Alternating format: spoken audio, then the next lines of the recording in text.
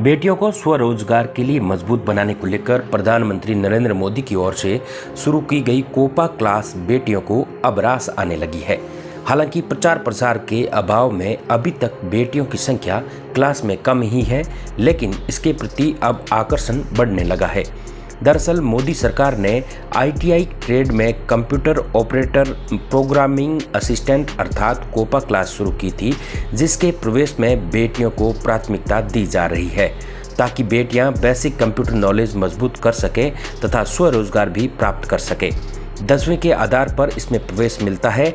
1 साल का डिप्लोमा करने के बाद बेटियां खुद को आत्मनिर्भर भी बना सकती है। ITI एक कोपा क्लास है और कोपा के अंदर ITI में कोपा होती है। कोपा का होता है computer operator and programming assistant.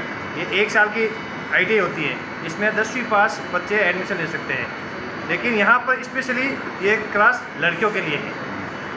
21 choice सीटें हैं, सारी सीटें लड़कियों के लिए है और 10वीं पास मिनिमम होनी चाहिए। उसके बाद में मेरिट बनती है, मेरिट के बेस पर यहाँ एडमिशन होता है।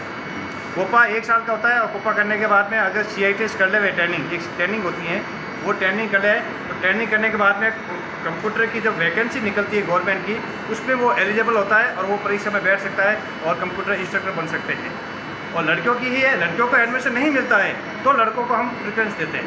पहले लड़कियों का प्रेफरेंस देते हैं, लड़कियों को अगर नहीं मिलता है तो लड़कों को एडमिशन देते हैं। इस प्रकार हमारे यहाँ 24 सीट है और 2 यूनिट है। इसमें सीखने को क्या क्या मिलता है? इसमें कंप्यूटर में यहाँ बेसिक से लेके कंप्यूटर में जैसे कोपा का जो सिलेबस है, इसके अंदर computer basic, windows, word, excel, powerpoint, internet और HTML और बेसिक लैंग्वेज है जावा जो लैंग्वेज होती है प्रोग्रामिंग लैंग्वेज, वो भी यहाँ सिखाई जाती है। इस प्रकार इसका 1 साल का ये पूरा कोर्स होता है और लड़कियों के लिए बिल्कुल फ्री है, कोई चार्ज नहीं है।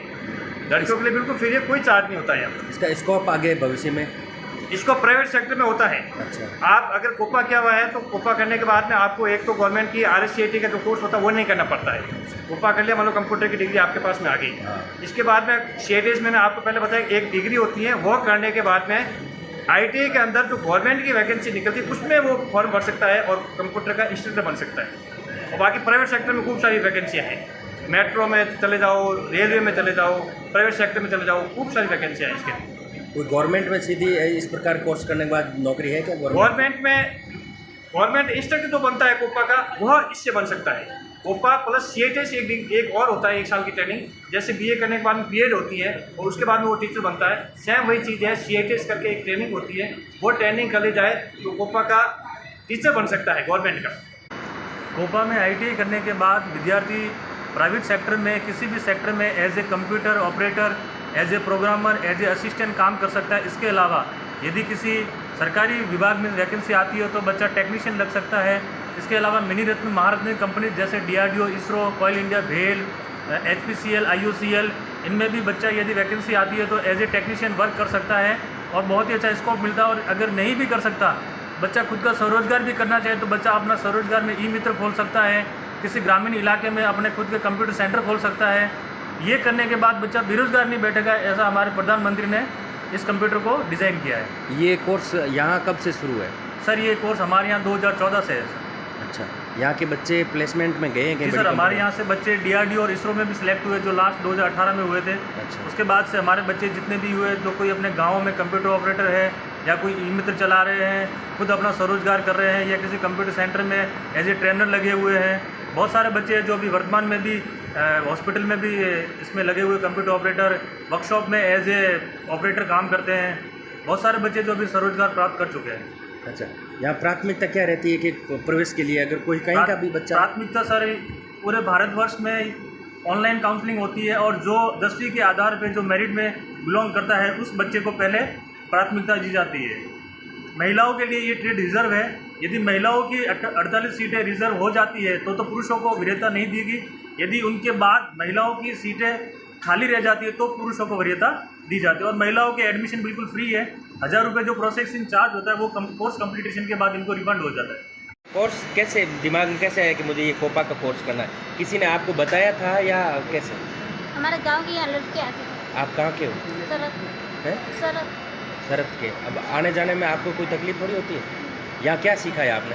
हमने बहुत कुछ यहाँ पे सीखा है, वर्ड, एक्सेल वगैरह। अच्छा, तो आपने ये नहीं सोचा कि फिर 10वीं के बाद मुझे कहीं और पढ़ाई करनी है? नहीं, मैंने यहाँ देखा कंप्यूटर सीखूंगी और कुछ आगे करूँगी। तो वर्ड एक्सेल सीखने को मिलता है और यहाँ पे आके बहुत कुछ सीखा है। अच्छा, आप कहाँ से हो? हम जालोर से 10वीं में कितने परसेंटेज बने थे आपके? 85। 85। फिर आपके मन में कैसा है कि कोपा प्रोग्राम ये करना है मेरे को, या किसी ने बताया था? हैं? खुद को अपनी जॉब खोलनी है, खुद को क्या करना है उसमें? ये मित्र जो किसी के फॉर्म भर सकते हैं गांव में? अच्छा, ताकि उसकी पूरी प्रशिक्षण लेने के लिए आपने लिया था। और किसी को और को भी सिखाने के लिए आगे से। आपको बताया था या ये आपको पता था कि ये कोपा कोर्स होता है? नहीं, किसी ने बताया था। अच्छा। मेरा नाम खुशहाल मीणा और मैं 10th में मेरे बने थे 74 बने थे। और क्या है, मैं ITI के सामने मेरा घर है, कुछ ज़्यादा दूर नहीं है। मैंने कहा इसमें ट्रेड इंस्ट्रक्टर बनना था कंप्यूटर पे, इसलिए मैं यहाँ पे आया था। तो सीखने को मिला जैसे एक्सेल है, वर्ड है, पावर पॉइंट है, इसकी बेसिक नॉलेज है, कंप्यूटर को कैसे इंस्टॉलेशन में लगाया जाता है, वहाँ कैसे फॉर्मेट मारा जाता है, बेसिक नॉलेज है।